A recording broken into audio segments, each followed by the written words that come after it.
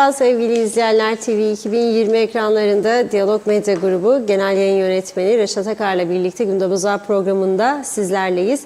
Evet, hemen bugün ele alacağımız konu başlıklarını sizlerle paylaşayım. İlk olarak avukat Akan Kürşat'ın Roma'da tutuklanması sonrasında Rum yönetimince yapılan açıklamalar oldukça endişe verici. Rum Dışişleri Bakanı Kombos, Kıbrıslı Türk avukatın tutuklanmasını bizzat biz istedik derken kuzeydeki Rum mülklerinin satışını engellemek amacıyla bir paket hazırladıklarını ve zaman içinde bunun uygulanacağını söyledi.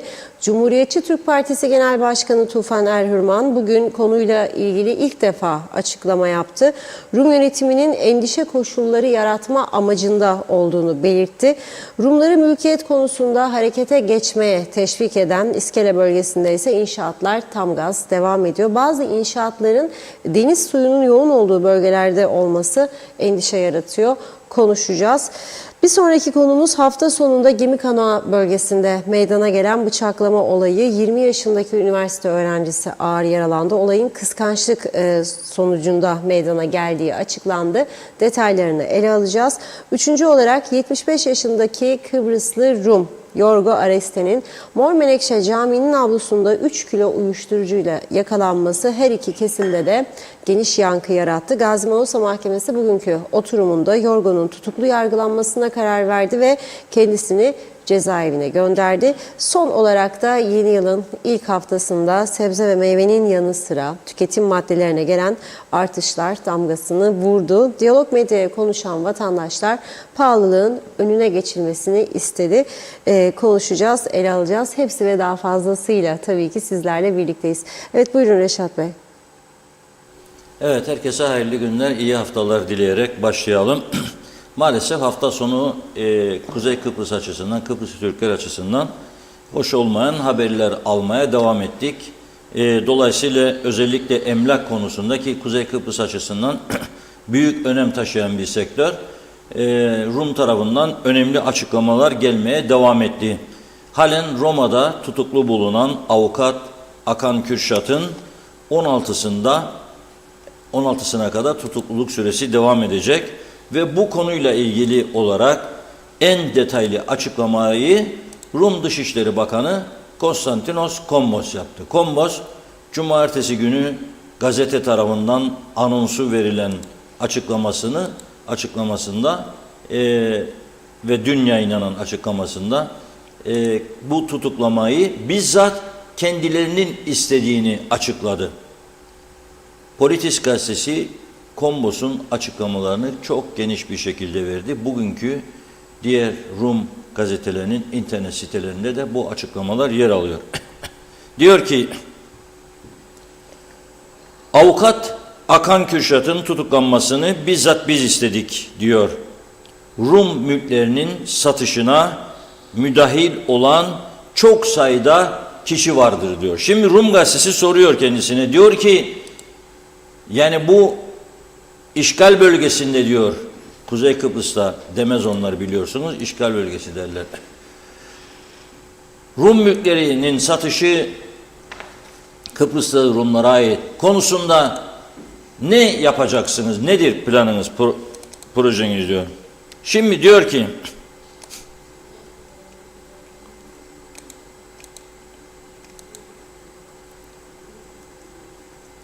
biz diyor bu konuda bir çalışma yaptık. Kıbrıs Cumhuriyeti'nin Kıbrıslı Rumlara ait mülklerin ihlal, yasa dışı satışı ya da gaspı söz konusudur.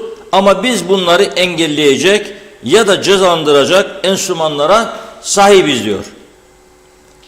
Bu konuyla ilgili çok ciddi anlamda uğraştık ve bir paket hazırladık diyor Kombos. Var olan önlemler paketinin tamamını uygulamaya koymazdan önce detayla bilgi vermem mümkün değildir diyor. Doğru olmaz diyor, detaylarını tartışayım. Fakat diyor Kıbrıslı Rumların mallarını yasa dışı bir şekilde gasp etme ve satma konusunda çok sayıda fazla isim var diyor. Ama isimleri açıklamıyor.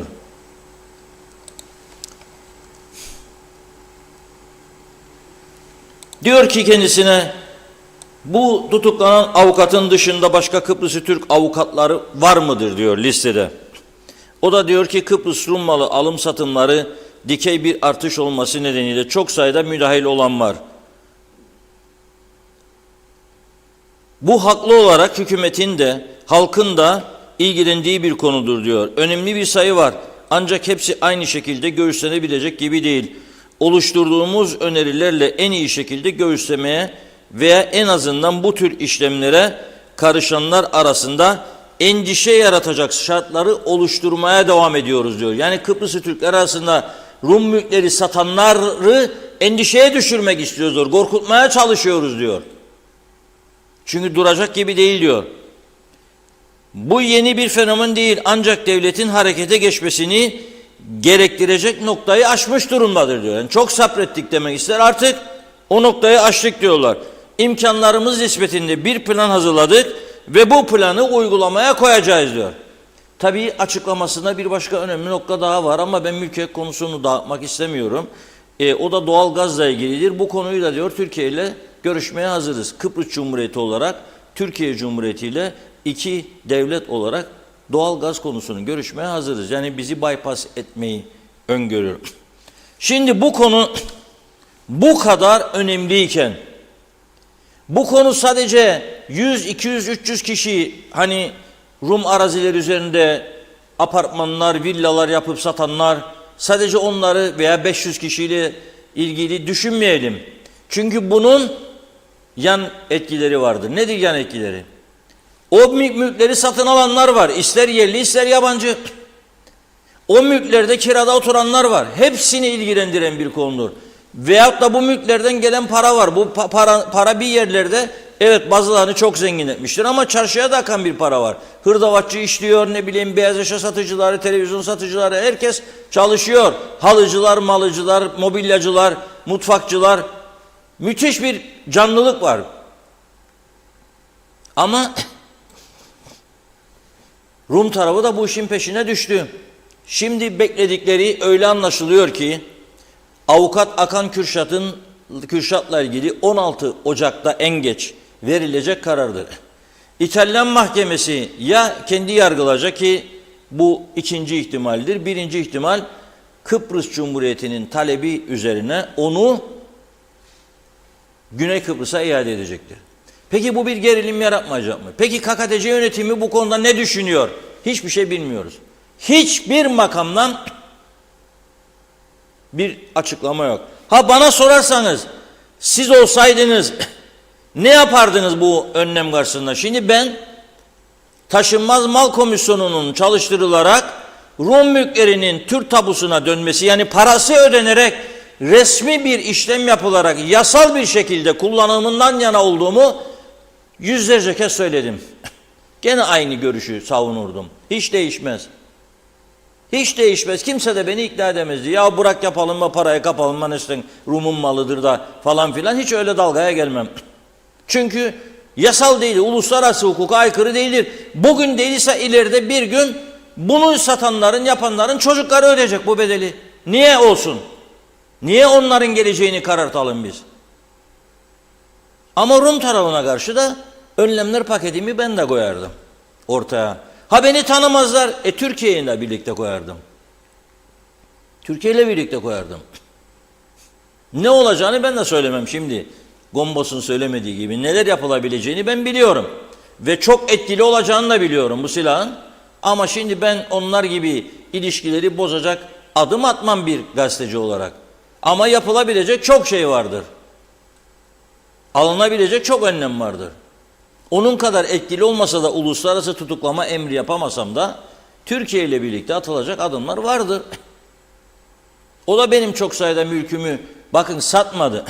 Ama devlet olma, ki bize göre gasp edilmiş bir devlettir. Devlet olma gücünü kullanarak çok değerli arazilerimizi o da istimlak etmiştir. Ne zaman?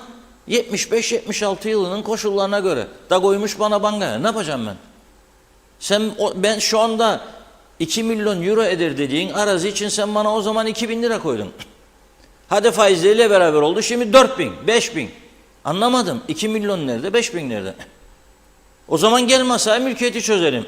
Ha bizi zorlamaya çalıştığı bir olay da budur. Şimdi Kıbrıs Türk tarafı Birleşmiş Milletler temsilcisi de atandığına göre Bayan Koyerler müzakereleri başlatma kararı çıkarsa birinci şart sürebilir. Durdur bu mülkiyetle ilgili davaları masada çözelim diyebilir. Bir iyi niyet cesti olarak. Ha bizim taraf ne yapabilir? Bizim tarafta diyebilir ki arkadaşlar inşaat izni durdurdum bir süre için. Ekonomi çöker çökmez. Ve bu arada da bu inşaatlar inşallah denetlenir ya. Bugün İskele bölgesinden fotoğraflar geldi bana. Muhabirimize gönderdim. Gitti çekti görüntüleri. Bakınız deniz suyunun içinde temel döker adam var ya, bakın deniz suyudur orası. Ve dün gece 2,5 şiddetinde deprem olmuş İskele bölgesi. 2,5 şiddetinde bile sallandık diyor o bölgedeki insanlar bana. Sallandık, hissettik diyor. 5-6 olursa bu binalar nasıl ayakta duracak? Onu söyleyin bana siz. Yok mu ya bunun sorumlusu belediyeler, kaymakamlıklar, şehircilik, meyilcilik? Ya siz bir kat fazla çıktı diye Kaya Otel'in 1. katını yıktırdınız, devrimcilik, kahramanlık yapacaksınız diye bana Girne'de. 10 katlı binaları görmediniz, 4 kat, 5 katı çıktı diye adama yıktırdınız bir katını. Bunlara nasıl izin verirsiniz ya siz? Yani alan Rus da olsa, İranlı da olsa, İsrailli de olsa yazık günah değil mi? Yarın neyle gelecek? Topuzlarla gelecekler üstünüze sizin. Nereye kaçacaksınız yani? Hangi deliğe saklanacaksınız? Ya bu deniz suyunun içinde temel dökme mi olur ya? Böyle inşaat mı olur? Ve bu iskelenin belirli bir bölümlerinin Tuzla bölümü özellikle 74 öncesinde inşaat yapılmanın yasak olduğunu hepiniz biliyorsunuz. Uyarıldınız da. Neden bunlara izin veriyorsunuz? Neden bunları denetlemiyorsunuz ya siz? Rezil bir durum var orada. Yani Rumların bize saldırısından daha büyük ihaneti işte görüyoruz biz. Sen nesin kapı yabancı adam, parayı da otur yerine var. Olur mu öyle şey? Böyle devlet düzeni mi olur? Yıkılacak insanların başına apartmanlar ya kalacaklar. Bırak 7,5 Japonya'da 60 kişi öldü hepsi. Senin burada 5 olsun insan kalmayacak o bölgelerde özellikle. 2,5'ta bile sarsıldı dün gece insanlar. Bu deniz suyunun içinde atılmış temeller ne kadar sağlamdır? Sular altında kalacak bunlar yarın.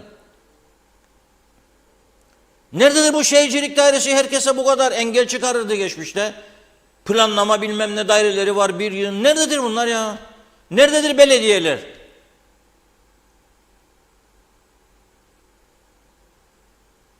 Olacak iş değil yani. Ben inanamadım gördüğümde bunu. Kusura bakmasınlar. Bugün gitti muhabirimiz, o daha önce çekilmiş bir fotoğraf temel aşamasında. Diğerleri de bugün çekilmiş. Yükseldi bile. Altında deniz suyu geçer altından. Ne olacak bunlar ya? Bu konuyu ben beklerdim bugün Yüce Meclis enine boyuna alsın tartışsın ve kapalı oturum hatta. Kapalı oturum. Bugün mecliste nihayet Tufan Hoca, yani kaç gündür konuşmadı, ben de merak ediyordum. Ana muhalefet lideri olarak hiç konuşmuyor. Tamam, Akan Kürşat'ın eşi CTP'li meclis başkan yardımcısı olabilir Fazilet Hanım. Ama bu konu hayati bir konudur. Nihayet Tufan Erhurman bugün mecliste bu konuya değildi. Ve o da diyor ki, bugün Diyalog Gazetesi'nin 1. sayfadaki başlığında belirttiği gibi, biz ne dedik bugün? Rum Dışişleri Bakanı Kombos'un açıklamasını verirken dedi ki Rum tarafın amacı panik yaratmak. Nitekim Tufan Hoca da bugün mecliste diyor ki bu Dışişleri Bakanı'nın açıklamalarına işaret ederek konu bireysel değil, Rum yönetiminin endişe koşulları yaratma amacında olduğunu söyledi. Rum mallarının alınması, satılması veya bir biçimde ilişkisi olanla ilgili endişe yaratma amacı taşıyor diyor. Bunun bir siyasi çalışma olduğuna inanıyorum diyor. Sadece hukuki değil, siyasi amaçla yapılan bu girişimlere karşı yabancılara mal satışının doğru olmayacağını söylediydik diyor. Bugün bir kişiyle başlayan olayın kuzeydeki mülk satışlarını kapsadığını belirtiyor. Rum mallarıyla ilgili geçmişteki davaları hatırlatıyor. Erhurman Taşınmaz Mal Komisyonu'nun bu çerçevede önemine işaret ederek Kıbrıs sorunu çözülmedikçe mülkiyete ilişkin öngörülebilir bir yapıya kavuşamayacaklarını söyledi. Bu yüzden konunun bireysel olmadığını, Rum yönetiminin bunu bireysele dönüştürme çabalarını ise samimiyetsizlik olarak nitelendirdi. Tamam, doğru, ama önemli işaret ettiği bir nokta taşınmaz mal komisyonunun çalıştırılmaması. Geçtiğimiz Cuma günü Kaliforniya restoranların sahibi Salih Kayın Bey'in bize gönderdiği çok ilginç bir yazıyı okumuştum size ve kendisine Rum mülkünü satın almak istediği için ikinci bir Rum mülkünü uygun olmadığı şeklindeki yazıyı da okumuştum. Niçin uygun olmasın? İşte eskiden kalma şeyler vardır. Uyguladıkları iskan bilmem ne rehabilitasyon dairesi gayetleri, işte eşdeğer bilmem ne yönetimi, işte bu devlet emlakın yönetimi. Ya adam diyor ki 2 milyon euro değerindeki mülkü Rumlar 400 bin, 500 bine satmaya razı.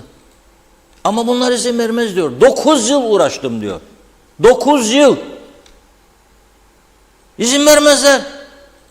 Aldık bitti maşallah, yağmalayın gitsin. Yağmaya başladı tutuklasın şimdi. Senin en kritik mevkideki bir siyasetçinin eşini tutukladılar, en ünlü avukatlardan birisi.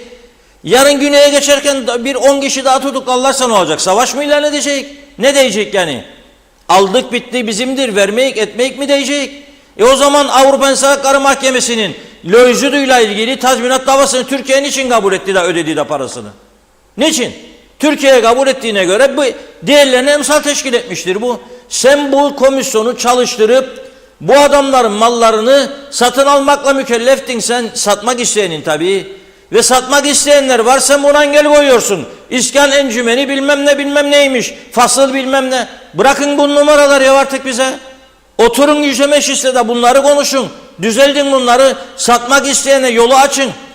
Hay 1,5 milyar sterlin alacak diyorsunuz tapuda işlem bekleyen satışları yürürlüğe koyarsak. Koyun yürürlüğe, alın 1,5 milyar da ödeyin değerlerini. Bakın meclise bakın bugün siz. Ben beklerdim bugün ateş bacağı sarsın, aman Allah'ım ne oluyor? KKTC'yi kökünden sarsacak bir olaydır bu. Bakın Kuzey Kıbrıs'ı kökünden sarsacak bir olaydır. Fakat aynı hamam aynı tas. Bakın Yüce Meclis'e. Bugün ağırlıklı olarak konuştukları konu yeni vergi yasa tasarısı veyahut da yasa gücünde kararnamesi. Hükümet kana diyor bir şey olmayacak diyor, biz diyor insanlardan almayacak diyor. Onlar der hayır siz bunu yaparsa bunu alacaksınız der. Ben Bankalar Birliği Başkanı'nın değerlendirmesini okudum. Göksel Say'dan benim açıklamalarını dinledim. Buraya da bağladık. Onlar diyor ki 50 bin lira maaşı olan adamın cebinden 16 bin lira alacaksınız siz diyor. O zaman diyor siz gayet dışılığı teşvik edeceksiniz ki ben de bu görüşteyim. Siz gayet altındakini da gayet dışılığa teşvik ediyorsunuz. Asgari ücreti vergiden muaf yapmadınız da. Tartışılıyor. Kimisi 22 bin, kimisi 24 bin olacak diyor. Bu işletmeler hem bu 24 bin 15'ten 15-8'den verecek hem de dönüp size vergi mi verecek yani çalışan için. Herkes batacak, herkes iflas edecek. Bu nasıl bir düzenlemedir? Sonra her konunun ayrı uzmanları var be arkadaş. Yani tamam Maliye Bakanı doktor bir arkadaş, sevdiğimiz arkadaş ama maliyecilik ayrı bir şeydir. Bu uzman kadrolarla oturup değerlendirirsiniz birlikte, ondan sonra çıkarsınız bu yola. Yok ben geldim bu makama en iyisini ben birim, benim maliyedekilerle tartıştım olmaz be kardeşim. Olmaz. Alın Güney Kıbrıs ne yapıyor? Örnek onu uygulayın bari hiç olmazsa. Orada bir devlet var, ciddi bir devlet var. Hesaptan kitaptan çok iyi anlayan insanlar var. Harvardlı falan insanlar yönetiyor. Onlar da plan, bütçe falan filan işlerini. Yok o da yok. Ve Yüce Meclis. Bir fotoğraf da size Ulusal Konsey'den göstereceğim. Şimdi Rum Ulusal Konseyi bugün toplandı. Taze daha bu sabah oturdular, toplandılar. Oradan bir fotoğraf gelecek şimdi. Bakın. Bu da Rumlar.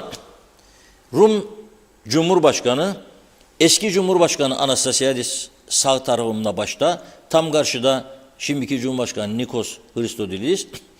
Bu gördüğünüz sol tarafta Dikon'un başkanı Babadopoulos, babası gibi o da fanatizmenostur.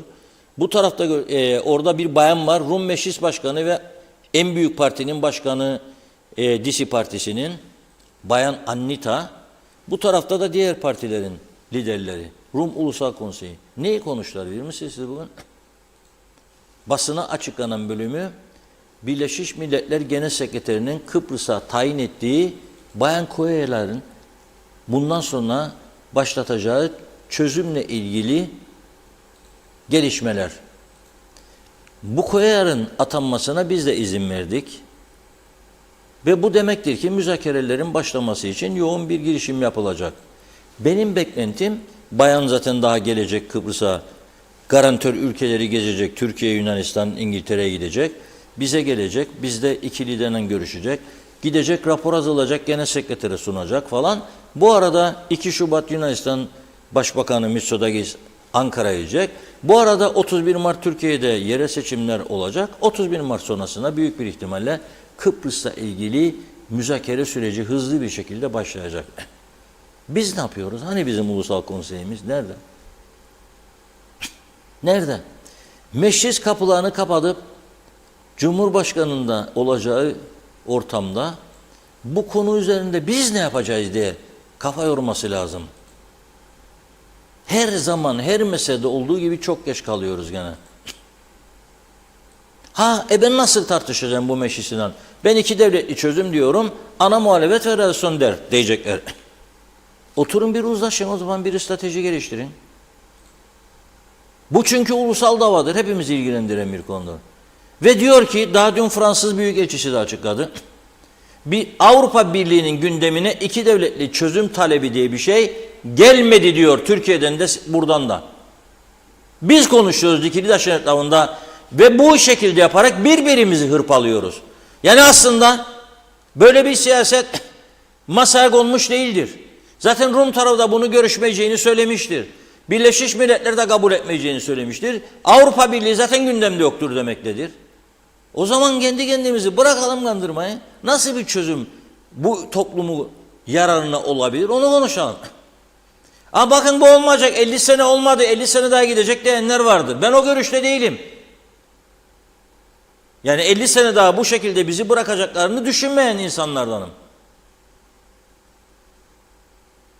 Birkaç yıl gecikmiş olabilir. Çünkü bakın Büyük Orta Doğu projesi var öncelikli olarak. Ondan yürüyorlar. Ve bu tarafa geliyor bu iş. Avukat Hakan Kürşat'ın tutuklanmasının yani bir tesadüf olmadığı da işte bu Rum Dışişleri Bakanı Kombos'un açıklamasıyla ortaya çıkmış durumdadır. Ne olacak peki?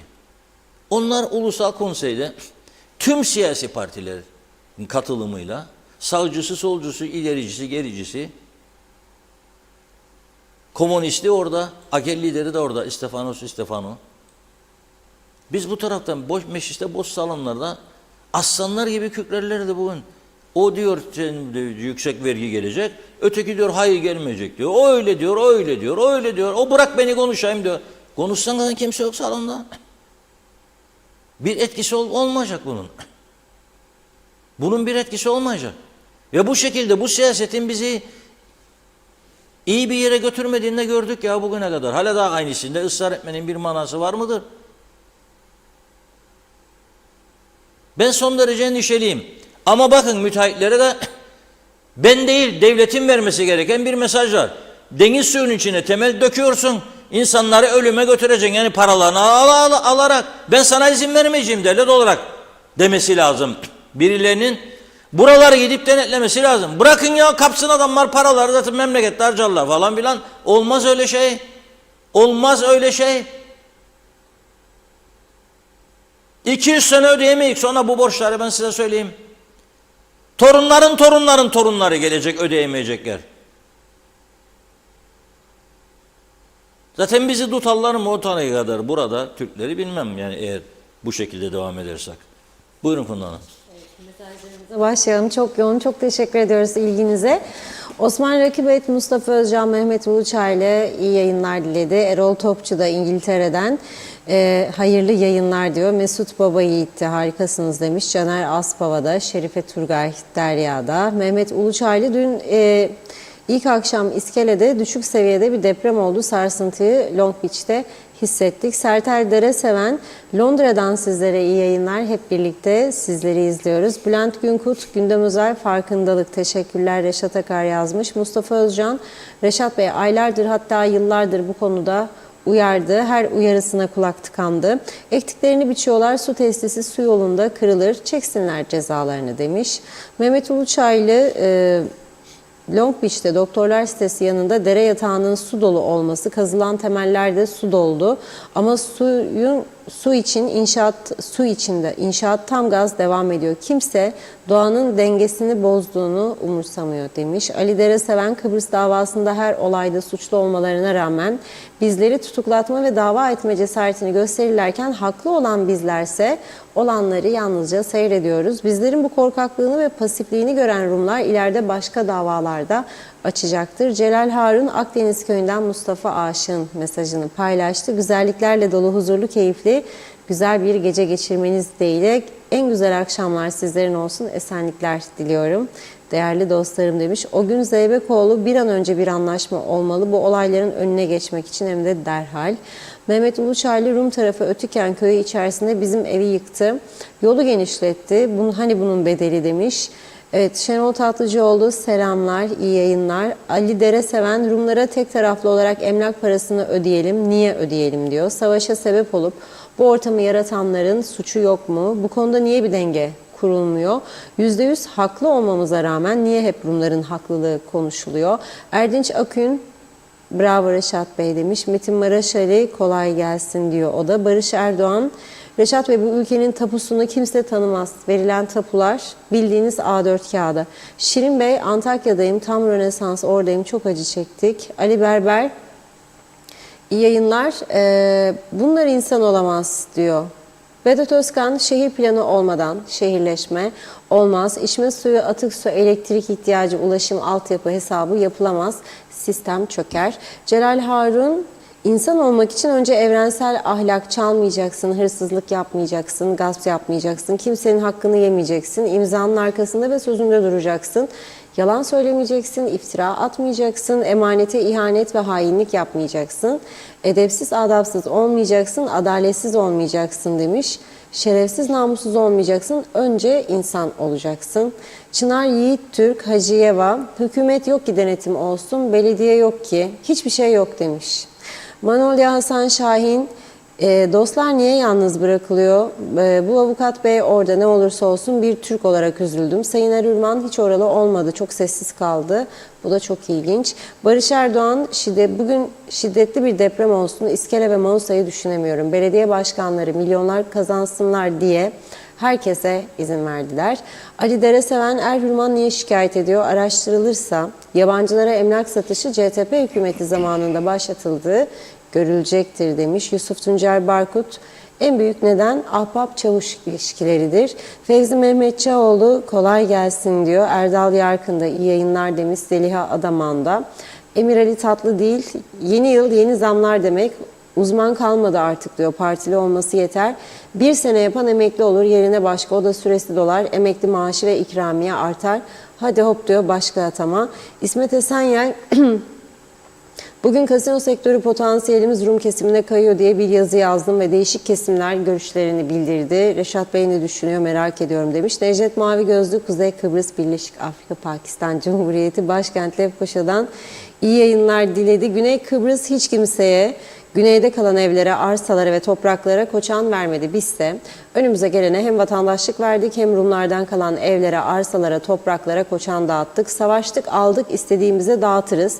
Dağıtın bakalım. İnşallah Avrupa Birliği bir karar alır ve Rum mallarını hem alana hem satanlara yaptırım uygular. Çünkü bu gidişat değil. Bina yapıldıkça burası insan doldu. Gelenler kimdir, neyin nesidir arayan soran yok diyor.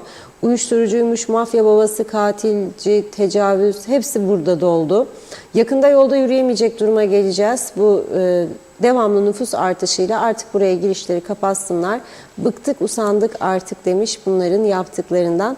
Bir iki mesaj daha okuyup ara verelim. Evet, Nazime Nalbant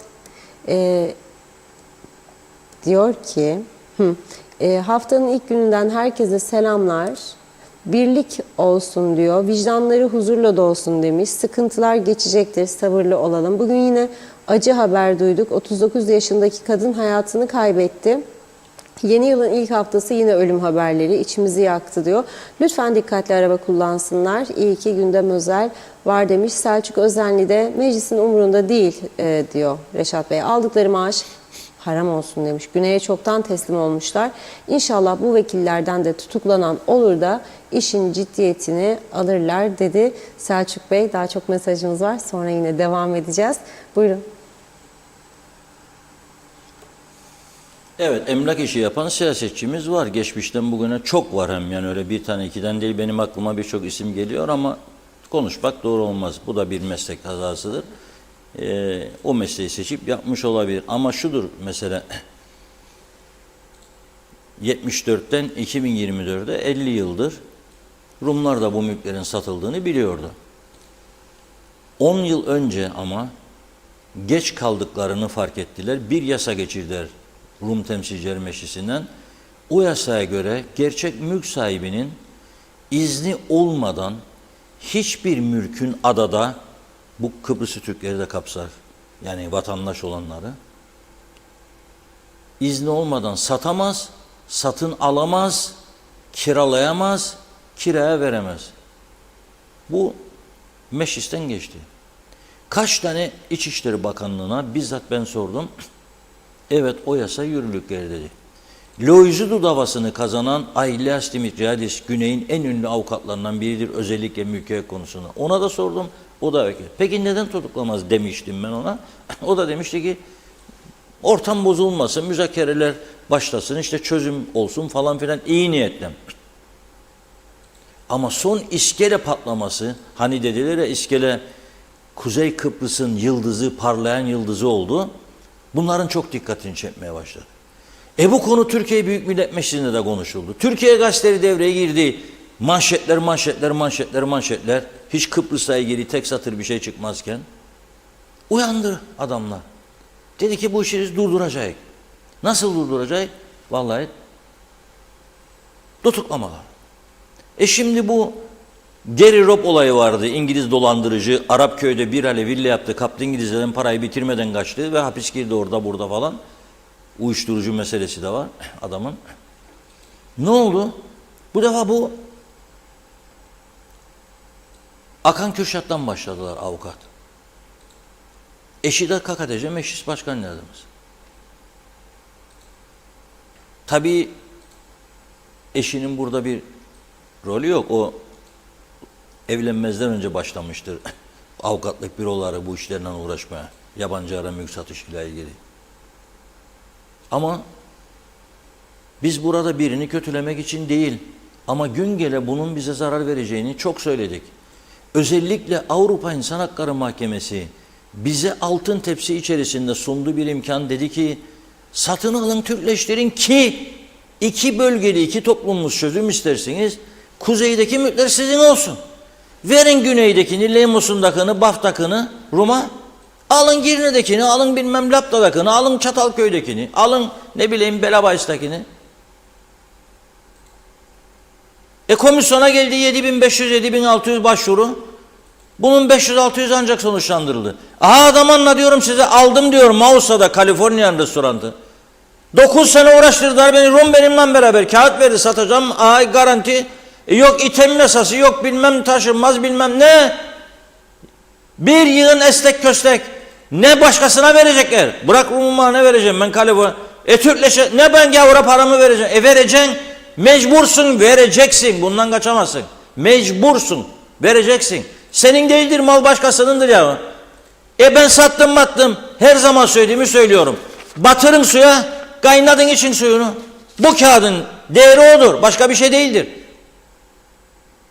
Kim kimi kandırır ya? Başkasının malını hakkına nasıl olabilir bu iş? Olmaz böyle bir şey. Hakkımızı Rum'un bize 63-74 arasında yaptıklarını talep edelim, tazminat haklarımızı koruyalım, edelim ama ya da güneyden geldik nerede oturacaktık? Yani elbette bir Rum'un evine girecektik. Ama biz ticari amaçlı arazileri dağıttık, sattırdık, battırdık. İşte bugün bunlar oldu. Adam ister satsın, onu da almıyoruz.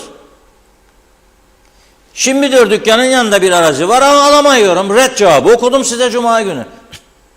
Sonra beni aradı Salih Kayın Bey, dedi ki 230 dönüm bir arazi var, onu da geldi satsın adam diyor. Almaya hazırım.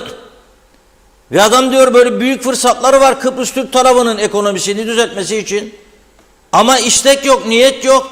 Eskimiş çürümüş yasalar, tüzüklerin arkasına takıldık gidiyoruz. Biraz önce yazdı İsmet Hocam. Dedi kazino sektörü, o da o yani gaydi. Ben de farkındayım bunun. Konuştuğum Kıbrıs Rum gazeteci arkadaşlar var. Sizin zenginler diyor puru ağzında diyor Leymus'unda yeni açılan otelin gazinodadır. Neden? Çünkü buraya gelir basıyorlar kendini, polise götürüyorlar. Dava okuyor. O tarafa gidelim de özgürce 21 yaşın üstü herkes oynuyor. Bunu bir kurala bağlayın burada. Vergi alın, bir şey yapın, o da yok. Okudum Turgay Bey'in Hunlanıma daha sıra gelmedi, okuyamadı ama gözüme çarptı şimdi. Evet, alışveriş için de yani. Ergün Yahat vardır bizim.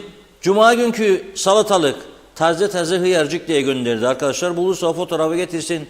Ben gözlerimle gördüm. Yalanı kitabı yok bu işin. Bugün. Dün arkadaşlar gitti, biraz sonra getireceğim. Açık pazara gittiler hem de. 50 lira salatalık, 49,90 çıktı. Bir de bu moda çıktı bize şimdi. 50 lira. Bugün Rum tarafında 60 sent. Çok daha güzel, çok daha kaliteli. 60 sent. Kaç paradır? 20 Türk lirası. Nerede 50, nerede 20 ya? O orada 32 bin lira asgari ücret alır. Benimki burada 16 bin lira asgari ücret alır. 16 bin alan adam 50 lira yiyecek salatalığı.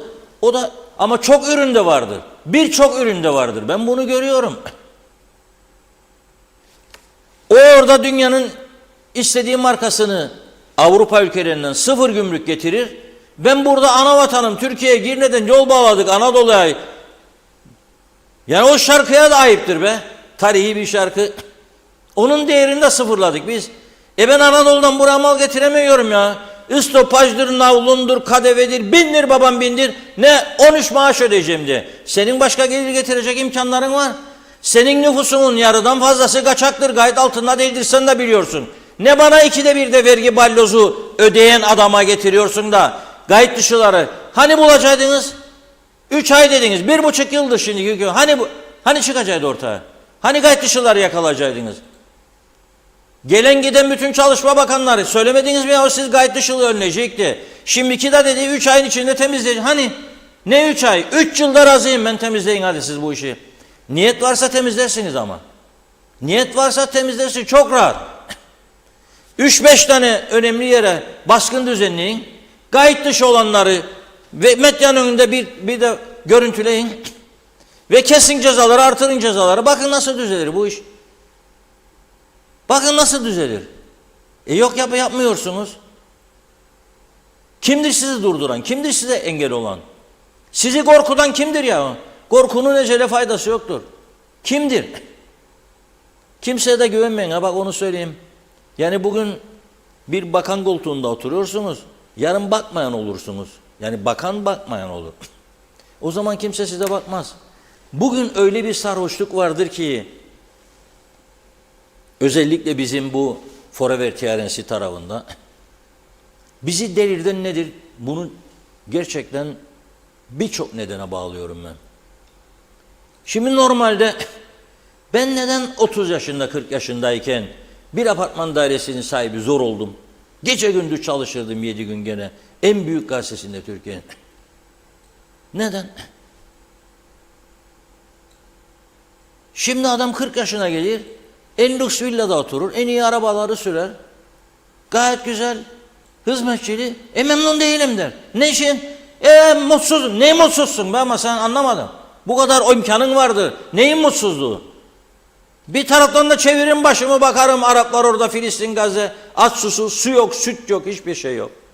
Bir taraftan bakarım bizim çektiklerimize ve hala çekmekte olduklarımıza. Bir taraftan bakarım o bir taraf başka dertte. Bir taraftan bakarım saygısızlık, sevgisizlik diz boyu. Kimse kimseyi sevmez oldu, saymaz oldu. Fikirlerini dinlemez ihtiyacım yoktur der. Tamam ya, hep herkes filozoftur bu ülkede, bilirim. Ama bir deneyim var, bir tecrübe var. Bir şey dinle, bir kulak ver. Da ister uygula ister uygulama. En yakın insan bir anda düşman oluyor birbirine. Bu ne kültürdür ya? Bu ne kültürdür? Adam, bak ama sen 28 yaşında talebeymiş. Ben bunun talebe olduğuna da inanmam ya. 29 yaşında talebeymiş. Gözü dönmüş arkadaşın. Gemi konağında eski kız arkadaşı bir yeni erkek arkadaş bulmuş. Bulamaz mı yani? Senin an bitirdiği. Bulur. Bunun cezası nedir? Alıyor 23 santimlik bıçağı, gidiyor kırıyor kapısını yurt odasının, sokuyor bir tane eski kız arkadaşına, sokuyor 5-10 tane de 20 yaşındaki genç çocuğa, erkek adam. Size demedim mi diyor, gözümün önünde dolaşmayacaksınız diyor. Ve bak ama verdiği poza da gülerek. Haline bak sen bunun. Şimdi bunu ben tabii cezasını verecekler. Ama bu adam bu ülkeye geldi, suç işledi değil mi? Sen bunun cezasını verdin, soktun cezaevine, besleyeceksin kendisini 3 sene, 5 sene, kaç sene ise. Öteki çocuk şu anda yoğun bakımda, hayati tehlikesi varmış. Kız bir bıçak darbesiyle ucuz atlatmış. Bu kültürde soktun sen bunun içine. Ve bunu önleyebilecek gücü de yok artık ülkenin. Polis çok zorlanmaya başladı bu konularda. Bir taraftan bakarım cezaevi doldu. Şimdi bugün beni Türkiye'den arayanlar oldu. Cezaevindeki bazı ihraç kararı alınanların aileleri, yok ki hapislik alan. İhraç kararı alındı diyor, deport edilecek. Türkiye'ye bile göndermiyorlarmış bizimkiler, deport ediyor, para yoktur diyorlarmış. Orada besliyorsun. Gece gündüz yemeği var, içmesi var, elektriği var, gardiyanı var, her şeyi var. Ya Türkiye kaç paradır ya? Hayır, istiyorsanız bunu ben size 10 tane isim vereyim. Arayın beni. O 10 isimden alın birer milyon lira. Biter bu iş, sorun çözülür. Rahatladın biraz, aileleri bekliyor, gönderin gitsin. Bunları niye burada konuşuyor oluyoruz biz yani, onu anlamadım. Sorunun üstüne sorun biniyor. Maliye Bakanı dövülüyor bugün, anlatsın vergi öyle olacak da böyle olacak. Telliyor tekrar. Yarın da devam edecekmiş, yüce meclis. Bu arada tabii kutluyorum ha. Hayırlı seneler. Happy New Year. Horonya Bolla. 3 lisanla konuştum bak. Türkçe, İngilizce, Rumca. Hayırlı seneler. Ondan önce de bir hafta önce şey bittiydi ya, bütçe çok yorulmuşlardı. Bir haftada yılbaşından bu yana, bugün ayın 8'i. 15 gün aradan sonra hayırlısı olsun. Ha bu halde. Bakın. Ben nasıl umutlanacağım siz bu ülkeyi düzlüğe çıkaracaksınız. Bu hal hala ortada, gözümün önünde. Sizin de gözünüzde. Bugünkü meclis. Ne yapacak bana bunlar? Hiç ya. Ya bizim içimiz yanıyor memleketi bu halde gördükçe. Onlar hiç umuru değil. Şimdi ben o iskelede deniz suyunun içine temel döken inşaat, ya 30 kat çıkanlar, ben burada itfaiyenin raporunu okumadım mı ya, aylar var. Ben buradan itfaiyenin, Gazi Mausa İtfaiye Müdürlüğü'nün raporunu okumadım mı ya iskele bölgesi için? 30 kat izine karşıyız diyor, vermeyin diyor, çünkü diyor olası bir durumda diyor deprem veya yangın, oraya çıkacak merdivenimiz yoktur diyor adamlar, hala yoktur merdivenleri. Biz verir yapar yap. Aha budur sonuç. Nasıl indireceksin bu insanları sen yarın en üst kattan bir yangın çıktığında ya bir şey olduğunda nasıl indireceksin? Bari bu kadar para alırlar belirli kesimler. Koyun biraz daha ekstra vergiye, o da alın, bu merdiveninizi de alın. Yolunuzu da yapın. Arıtma tesisinizi de yapın. 15-20 kişi, 50 kişi zengin olur. Yani sterlin milyonerleri, yani 100 milyonlar falan. Devlet gittikçe fakirleşir. Senin izninle yapılıyor bunlar bu adam. Sen verdin bu izinlerde bunlar ilerliyor. Sen ne fakirleşin? Önce sen zenginleşeceksin. O da alacak tabii parasını, payını.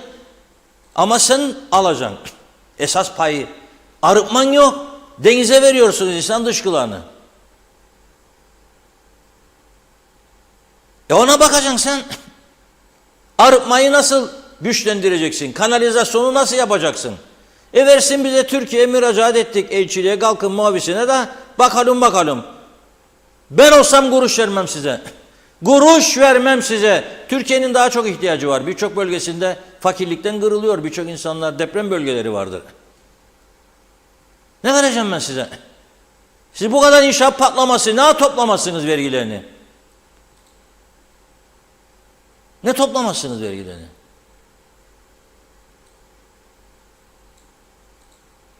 Vicdan ya, biraz vicdanınıza, vicdanın sesine kulak verin. Her şey para değildir. Her şey lüks yaşam değildir. Nedir yiyeceği zaten insanın? Nedir içeceği? Bak, sordum bir arkadaşa geçen gün. Dedi şimdi tam zengin olduk dedi. Yiyemiyoruz, içemiyoruz. Arsa satmış da. Babadaburlu'nun arsalardan ben de sattım diyor. Tamam. Zengin olduğumu dedim, oldum dedi. Türk parasını çevirdiğinde 5-6 milyon, 5-10 milyon.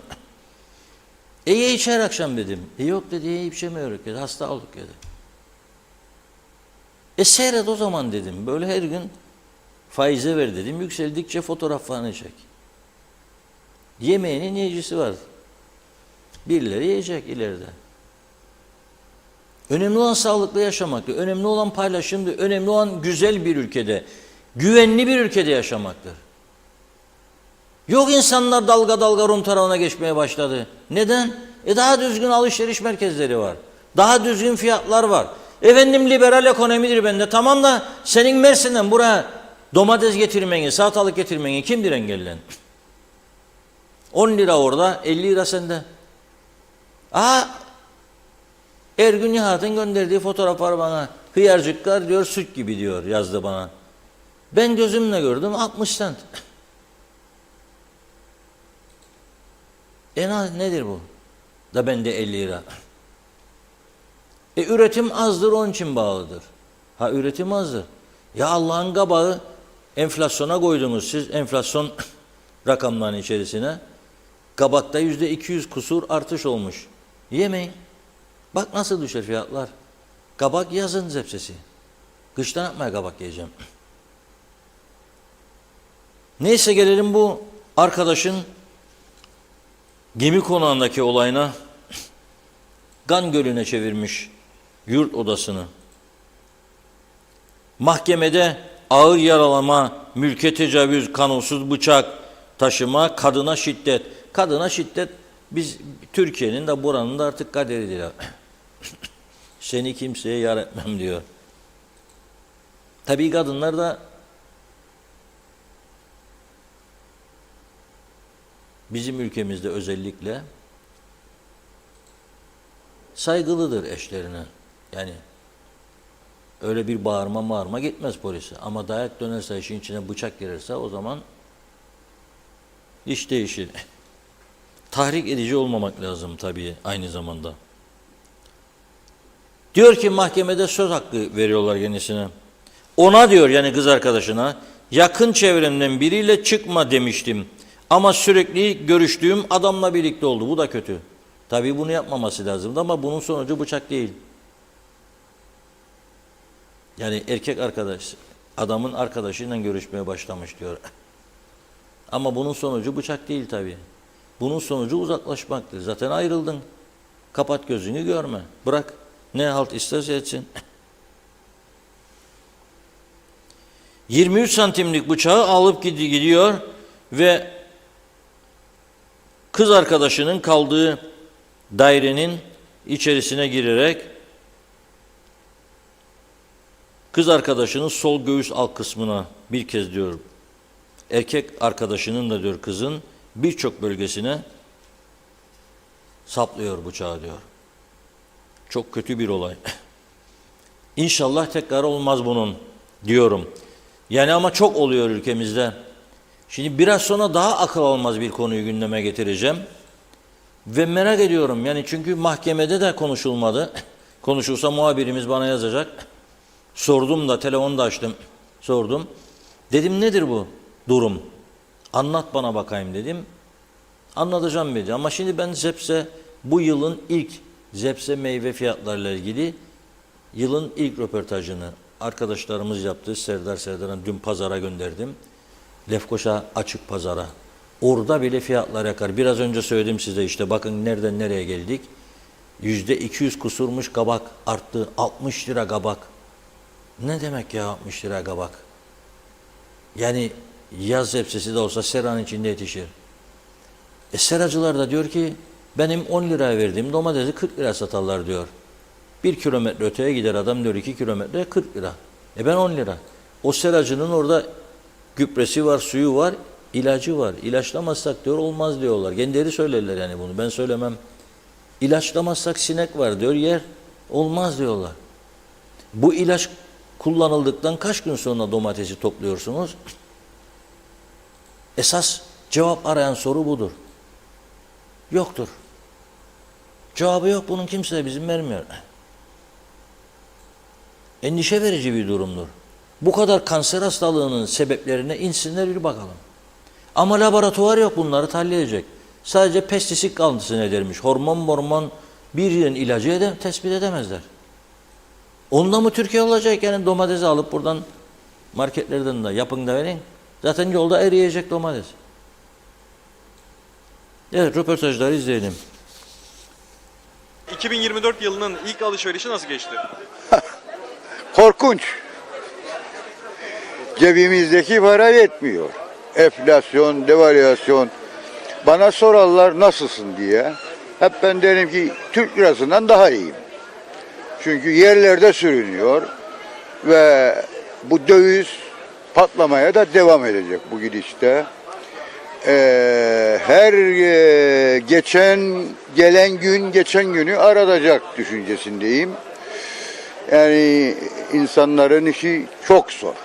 Neresinden tutsan elinde kalır.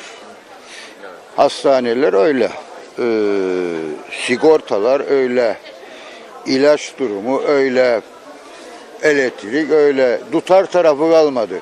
Bizde bir laf var. Dingili koptu artık. Yani kaçarı göçeri yok. Ne olacağını bilmeyiz. 2024'ün ilk alışverişi nasıl geçti sizin için? Fazla bir aynı, hiç değişen bir şey yoktur yani.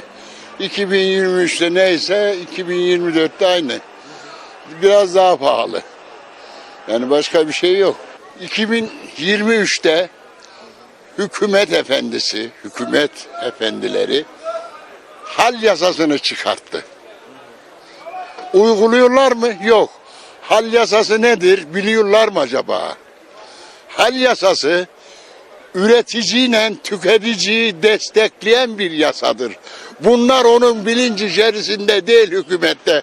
Koltukta otursunlar, maaşı ceplerine koysunlar. Başka bir şey yapmazlar. Başka hiçbir şey. 2024 yılının ilk alışverişi nasıl geçti? Çok pahalı. Özellikle hangi sebze meyvelerde artış gözlemlediniz? Et, balık, iyi yani gıda alacağımız şeyler hepsi pahalı. Yani temel ihtiyaçların hepsi zamlandı değil mi? Bu pahalılık mezara kadar gider. 2024'ün ilk alışverişi sizin için nasıl geçti? Pahalı mıydı? Vallahi biz kaza yaptık ablam. Daha bugün çıkarık. Geçmiş olsun. Yani gördüğüm kadar bugün fena değil fiyatlar. Bugün biraz daha iyi gibi. Bugün iyi gibi gördüm. Bir ara gittim İngiltere'ye deneyim işte ya, bizim arkadaşından. Yapamadım. İnsanın kendi memleketi gibi olmaz. Zeytin ekmek yiyeyim de vatanımda olayım. Bak havası güzel, suyu güzel, gençlerimiz güzel. Yılbaşından önce hep harcamaları çok yaptılar. Yani dışarılarda yediler, eğlence yerlerinde biraz eksiklik var yani. Sizde fiyatlar ne kadar şu anda? Yani ben satıyorum, baharat türleri normal yani. Normal fiyat. Yani bundan sonra da yani hiç iç açıcı değil.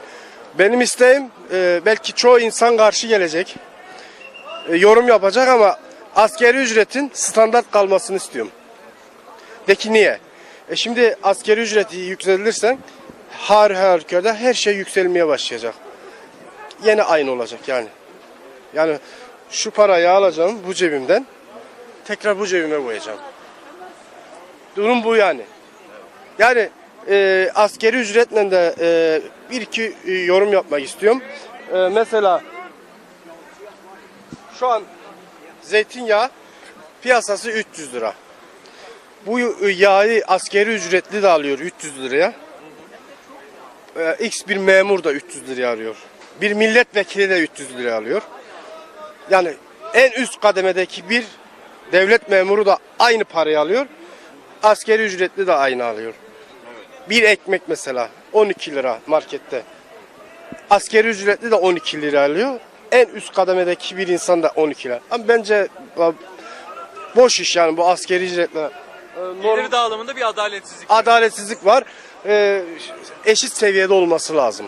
Girne'den çıktığımda Mausa tarafına giderken X1 marketleri geçiyorum. Duruyorum orada bir alışveriş yapıyorum. Sattığım ürün, pazardaki sattığım ürünlere bakıyorum. Kıyasla düşüktür. Yani ben teşekkür ederim. Diyalog TV'ye de selamlar, Reşat abiye selamlar. Aralık ayında zam şampiyonu da %260.58'de kabak olmuş. Bunu nasıl değerlendiriyorsunuz? Vallahi her şey kabak zaten, tövbeler olsun yarabbi. Her şey kabak tadı. Yani çok seven de var. Mesela ben onu ucuzladığı zamanlar, ki ucuzlamadı bu sene, alır, oyarım, atarım difrize. Ne bileyim ben bir dolmacık yaparsam çıkarırım 2-3 tane, biber de çıkarır, yaparım dolma. Bu parayla alıp da kabağı koymam ben difrize. Koymam. Çok kötü, çok kötüyük vallahi. Zaten elimize para geçmeden aldı başını gitti zamlar. Bir de şimdi zamlanacak. Bak ben yazda klima yakardım. Gelirdi bana 2 milyar. Ne zaman klimayı söndürdüm, ilk ay geldi bana 500 lira. 500 kusuru da vardı, o kusuru hatırlamam. Ondan sonra geldi 600 kusur. Şimdi geldi bu ay 800 kusur. Meğer zam yaparlarmış. Ben de derim ama ben hiçbir şey kullanmam. Sobam gazlı, şeyli de elektrikli değil. Nereden geliyor?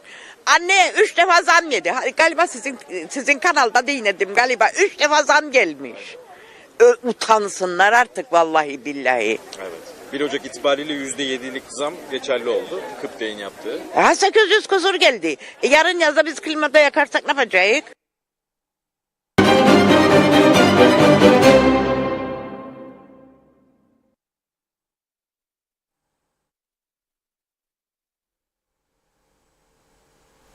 Evet. Vatandaşlar dertli. Tabii kolay değil bu hayat pahalılığında. Aybaşı maaşı alan insan evi denkleştirecek, elektriği ödeyecek, telefonu ödeyecek, belediyeyi ödeyecek. Ondan sonra da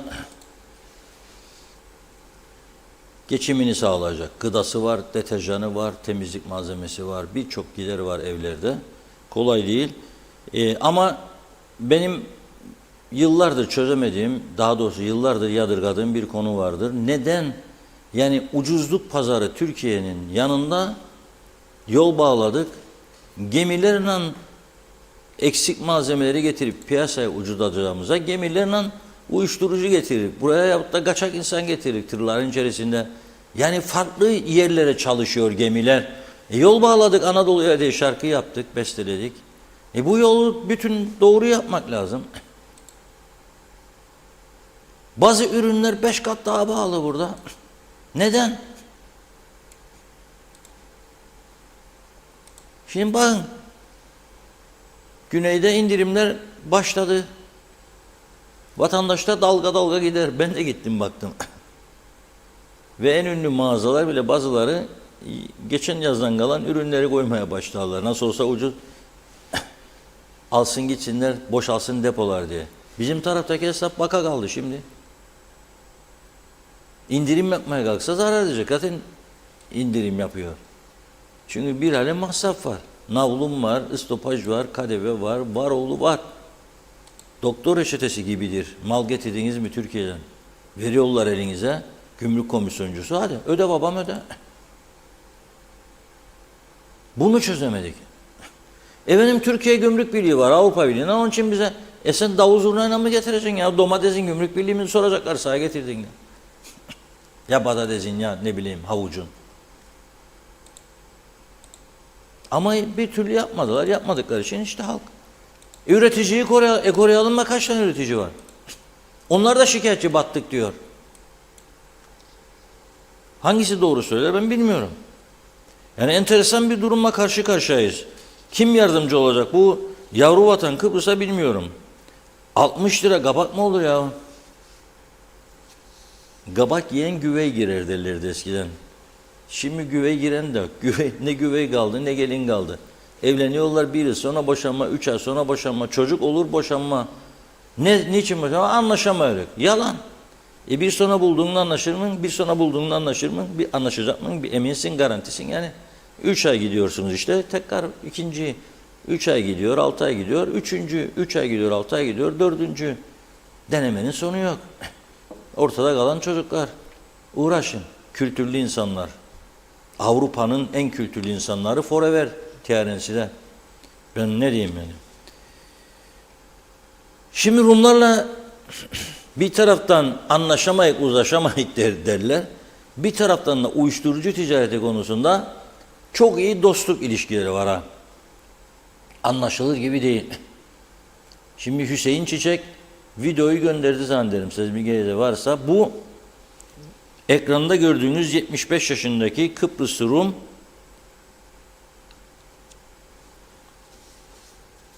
Yorgo Areste. George diye yazılır İngilizcesi tabii ama okunduğunda Yorgo diye okunur. 75 yaşındaki adam.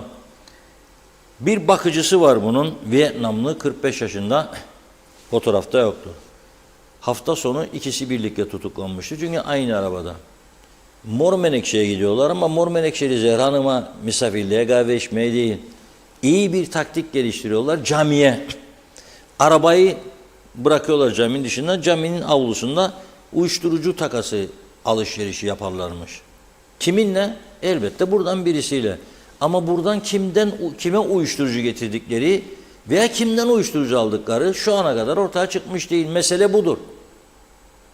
Şimdi bizim taraf diyor ki, düşüncesi, bu Yorgo oradan getirdi uyuşturucuyu. Mahkeme bugün Vietnamlı bakıcısını serbest bıraktı çünkü suçtan bağlantıyı görmedi.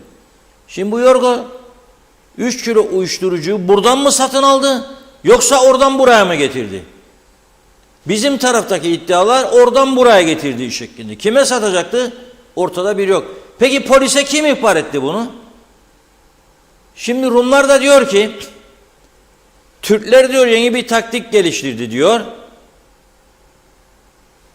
Bizim taraftan gidenlere uyuşturucu veriyorlar diyor, satıyorlar.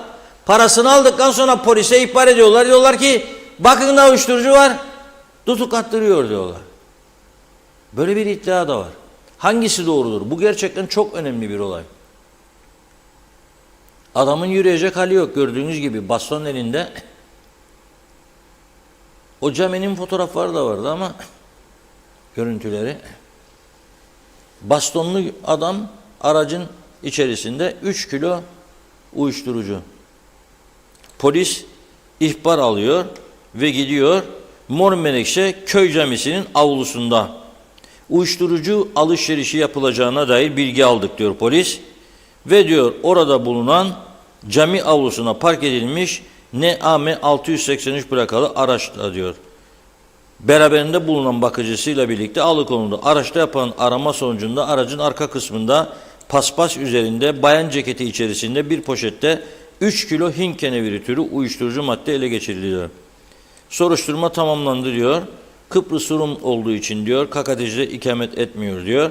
Serbest kalması halinde Güney Kıbrıs'a kaçacak olan zanlının davalarına hazır bulunamayacağını belirterek merkezi cezaevine gönderilmesini talep ediyor.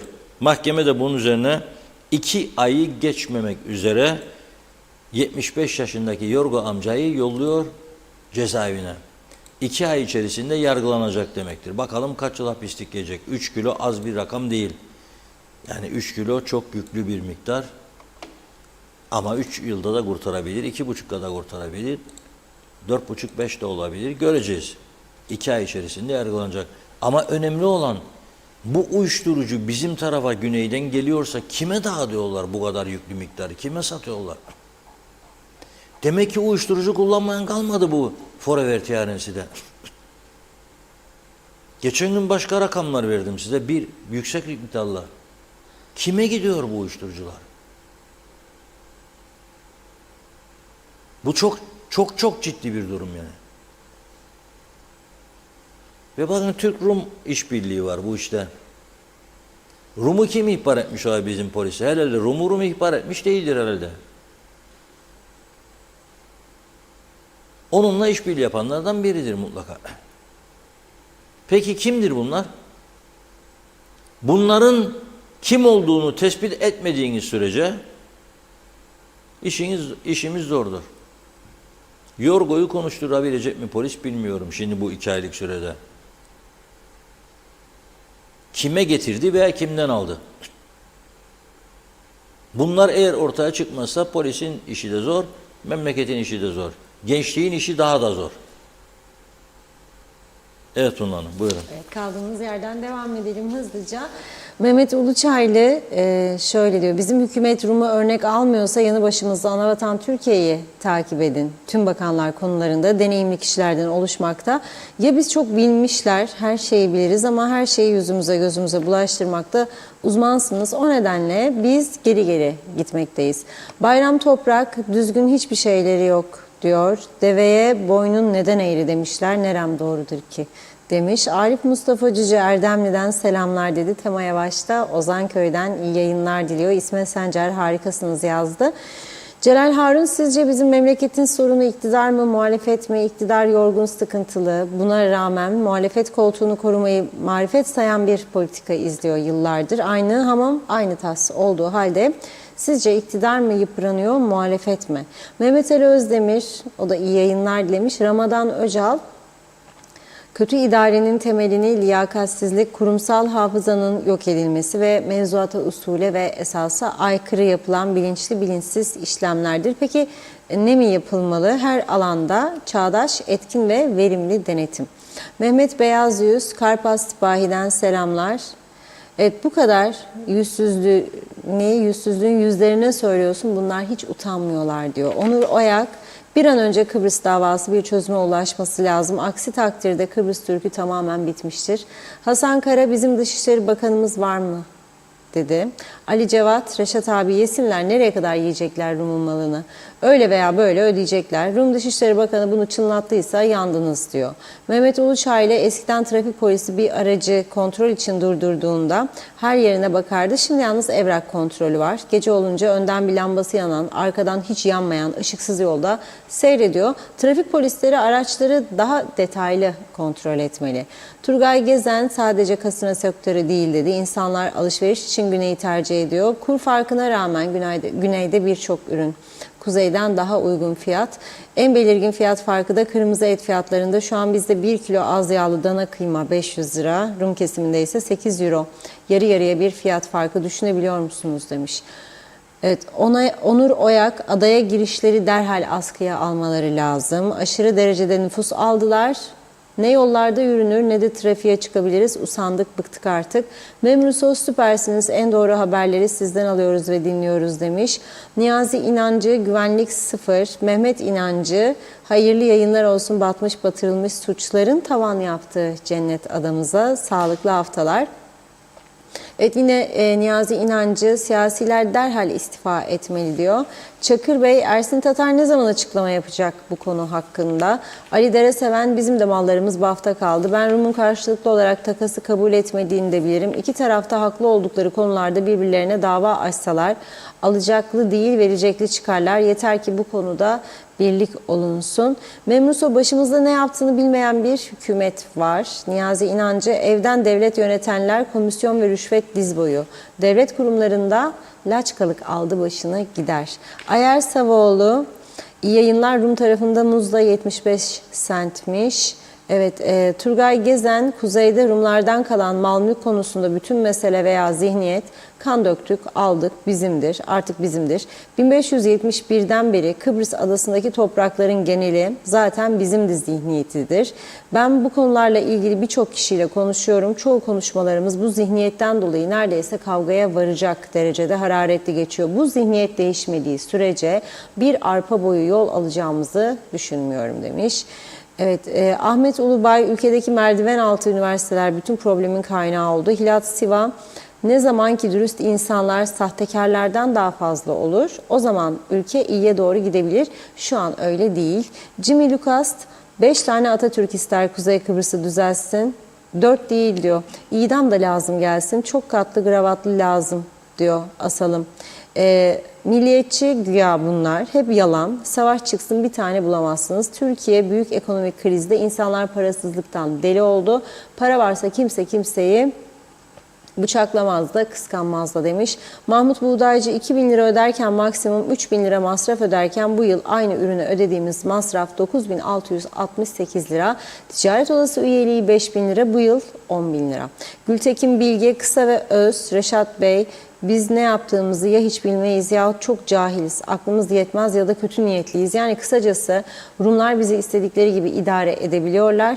Bizden daha akıllılar, açık ve net. Sevgiler, saygılar. Mustafa Özcan, ağlayanın malı gülene hayretmez.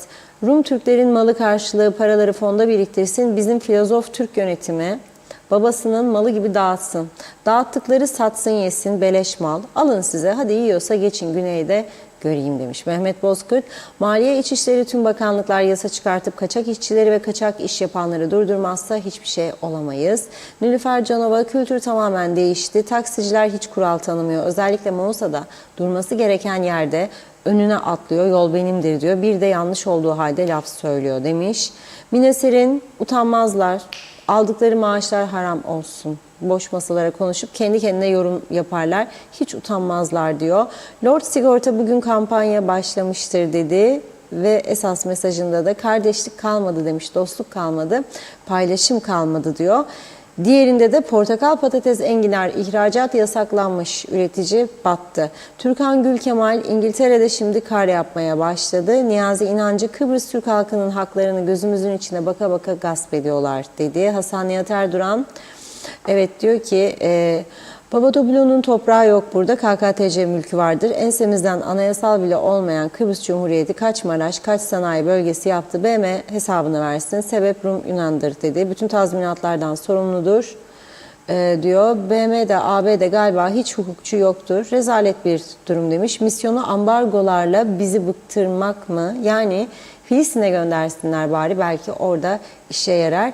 Birkaç mesaj okuyup ara verelim. Hüseyin Kayardal, bu ülkeyi tüccarlar yönettiğini kim bilmez diyor. Her ne olursa olsun bu şahıslar sorumlu. Bizlerin fikri bilgisi de olsa hiç fayda etmez.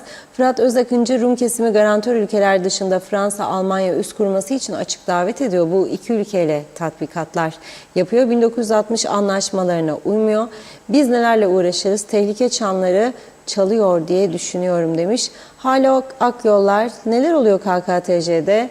Durun bakayım daha neler göreceğiz demiş. Mustafa Özcan, her tarafımız zeytin ağacı, yenebilecek sofra zeytinin kilosu 300 lira dedi. Zeytin ekmek yiyemiyoruz demiş. Nezahat Yılmaz'ı da okuyalım. Suçlular için yurtlara ödenen meblağ nedir diye sordu. Evet, yine çok mesajımız var ama devam edeceğiz sonrasında. Buyurun Reşat Bey.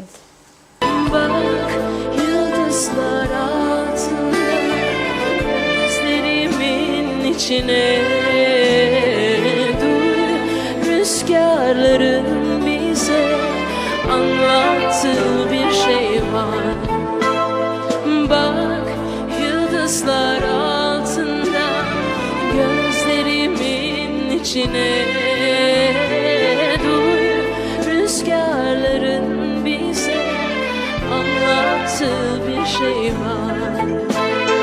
Bir fısıltı gibi bazen o en büyük çığlıklar, bilmezler mi gelir geçer en büyük fırtınalar. Biz aşkı meleklerden çaldık,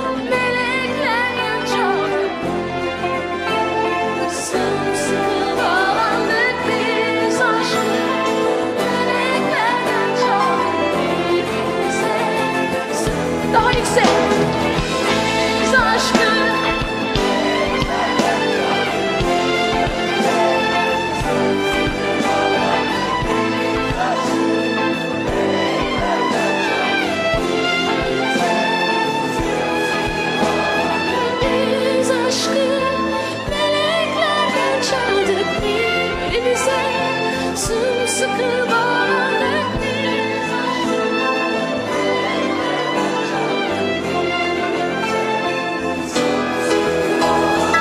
biz aşkı meleklerden çaldık birbirimize sımsıkı bağlandık biz aşkı meleklerden çaldık birbirimize.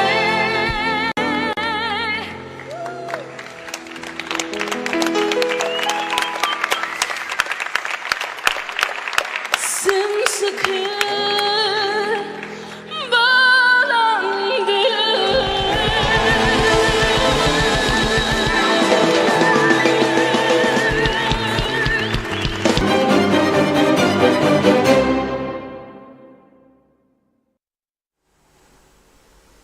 Evet, enflasyon oranı 2023 yılında %83 olarak açıklanmıştı. Fakat Kıbrıslı Türklerin en büyük özelliği kazanırcığını elinde varını yokunu verir, çocuğunu iyi okutmak ister. Doğru mu bu? Devlet okuluna gönderse de özel ders aldırırlar. Birçok aile. Baktı çocuk gördü dersler kırık, ne yapacak? Aldırıyor. Aldıramayan var mı? Vardır tabii, çok var. Ama imkanı olanlar aldırıyor. Karı koca çalışır, gelirin bir kısmını da oradan çocuğun eğitimine harcar. Şimdi devlet okullarında o kadar düştü ki başarı oranı, özel okullara veriyor insanlar. Ama son 2 yıl çark tersine döndü korona sonrasında. Özelden çıkarıp gene devlete verenler var. Ödeyemiyorlar. Neden ödeyemiyor? Çünkü bugün Ferdi Sabit Bey'in, eski başbakanımız Ferdi Sabit Soyer'in de Diyalog Gazetesi'ndeki yazısında vardır rakamlar. Dikkatinizi çekmek istiyorum. Özel üniversitenin bir yıllık artışı %98. Özel ortaokul %172, özel lise %159.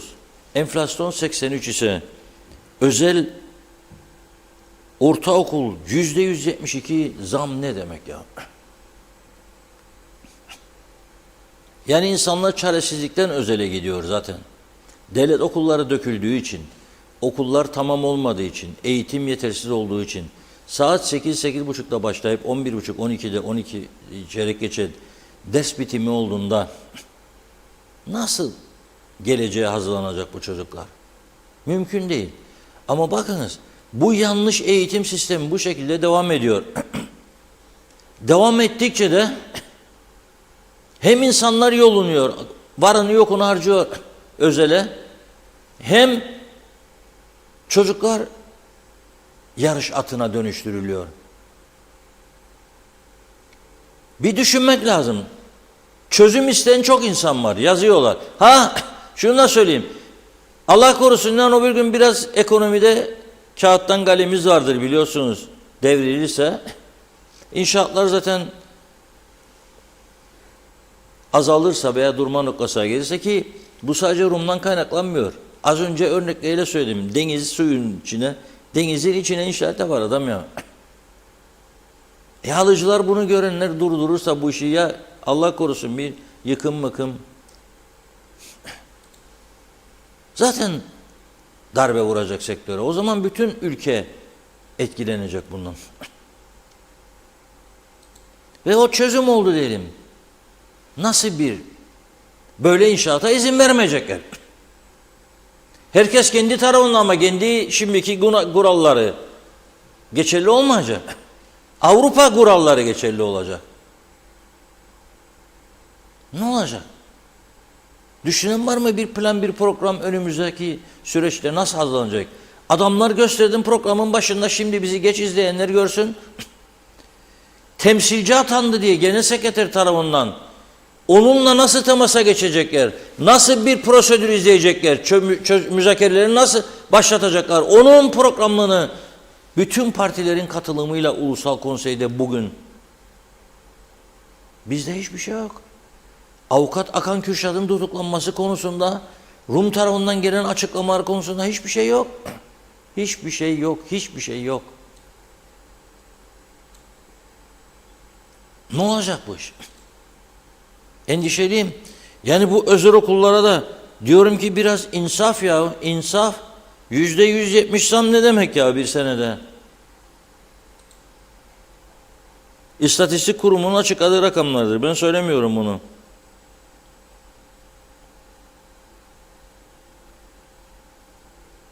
Araba servislerinde %128 artış olmuş. Mecbursunuz, günü geldiğinde servis yapacaksınız. %128. Enflasyon ortalaması 83. Evet, araba, özellikle lüks araba kullananlar dikkat etsinler nasıl ödenecek bu vergiler, gümrükler. Şimdi geçen hafta açıklamıştık, taksiciler eylem yaptı diye. Neden? Çünkü Ulaştırma Bakanlığı yeni izinler vermişti. T izni, rentekar izni, turistik izni falan filan. Ve taksiciler eylem yapmıştı bakanlık önünde. Bana da yazdığına göre taksicilerin tek diyalog bize destek çıktı dediler. Yani biz verdik. Çünkü akıl var, mantık var. 741 tane taksi varmış Forever TRNC'de. Çoğu işsiz, sıkıntılı. Ha, bazı taksi şoförleri de var, dikkat ederim. Aralarında birlikleri otursun, konuşsun. İnanılmaz deli deli araba kullananlar var. Ha. Örnektir taksici, normalde örnek araba sürücüsüdür yahu. Ne oluyor da sen makas yapıyorsun yolda? Nedir? Buna dikkat etmeleri lazım. Ve iptal edilmesi lazım bu türlerin izinlerinin derhal. Neyse, bu eylem, biz onların sesi olduk tabii. Çünkü anormal sayıda rentekar görüyorum ben yollarda. Adam inşaat şirketinin sahibi, milyon dolarların sterlinlerin üzerinde oturuyor. Fakat idare etmiş arkadaşlar, gelmiş geçmiş falan filan, bizim parti bilmem ne şu bu. Bakarım pahalı bir araba sürüyor, kiralık. Ya Avrupa'da da varmış kiralık araba kullanıp belki de olur mu ya, kandırmayalım birbirimizi. Adı üstünde ziyaretçi arabası, rentekar. Arabası arıza yapar, bilmem ne yapar. Kiralık araba kullanır geçici bir süre. Yok da hep. Her şey çığırından çıkmıştır. Neyse, sevindirici olan bir şey ki Bayındırlık Ulaştırma Bakanı Erhan Arıklı bugün sosyal medya hesabından bir açıklama yaparak bu verilen izinleri, son izinleri iptal ettiklerini duyurdu. Şöyle diyor: koalisyon ortaklarımızla bugün yaptığımız ortak toplantıda kendilerine izin kurulunun vermiş olduğu rentekar, turistik ve taksi izinlerinin bir daha incelenmek üzere geri çekme kararımı ilettim. Ortaklarımızın da olumlu görüşleri doğrultusunda bu izinlerin verilmesi durdurulmuştur dedi. Şimdi 2 gün önce alan bayram etti, eve gitti, hadi hanım dedi, koy dedi, bu eti getirdim fırına da artık köşeyi dönecek, bir taksizdi bilmem kaç milyonmuş şimdi. Viskiyi de açıp çekmiştir. Bugün de vay hanım bizim izin iptal oldu demiş demektedir. Normaldir. Onun için adına Forever TRNC demişlerdir bunun. Yani böyle bir güçlü olması lazım. Bugün yaptık, dün dündür. Ne demişti Süleyman Demirel? Dün dündür, bugün bugündür. Dün öyleydi, bugün böyle. Ne olacak yani? Dünyanın sonu gelmez. Rahatımıza bakalım, keyfimize bakalım. Akşam oldu. Nerede buluşuyoruz bu gece? Hangi meyhanede? Çalsın sazlar, oynasın kızlar ve son mesajlar. Buyurun. Esra Baston'un mesajı var. Doğu Soydaş isimli vatandaş için diyor 0 RH pozitif kana ihtiyaç varmış. Saat 8'e kadar ameliyat olacak. Acil söylerseniz sevinirim dedi. Korkut Mustafa, serbest piyasa ekonomisi kaldırılmalı, denetimler yapılmalı. Hüseyin Koltan, doğru, Gerçek Haber'in adresi. İyi ki varsınız. Her zaman sevilerek izleniyorsunuz.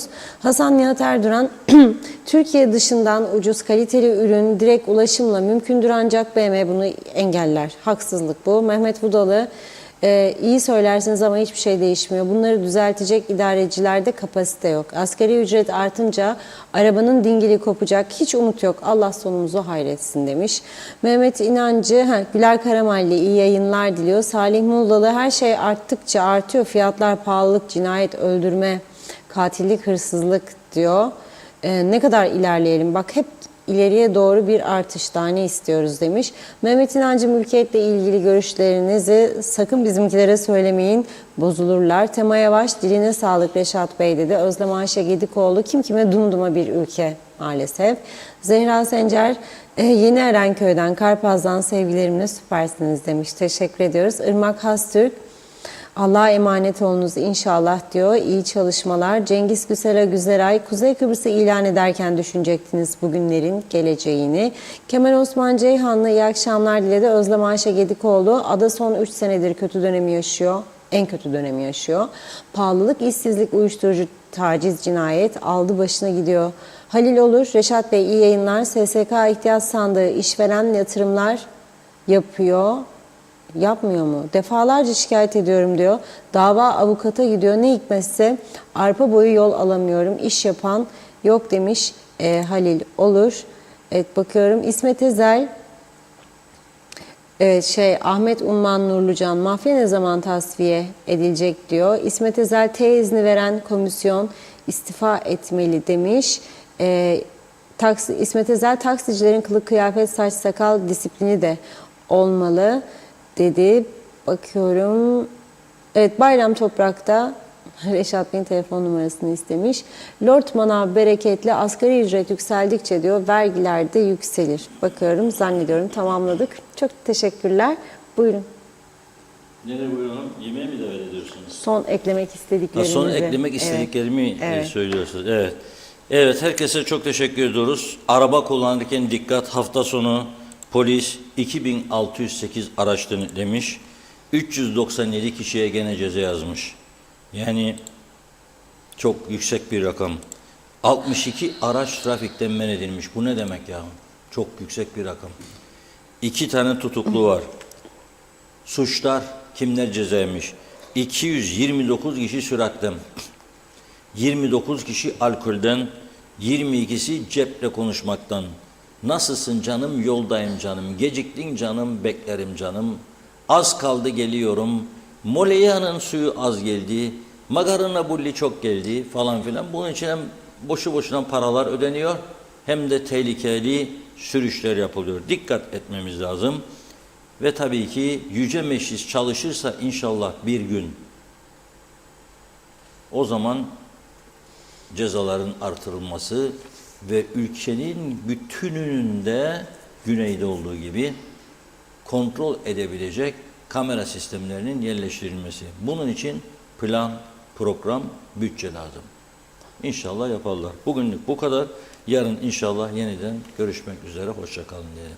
Evet, çok teşekkür ediyoruz ve tamamlıyoruz sevgili izleyenler. Yeniden görüşünceye dek hoşça kalın. İyi akşamlar.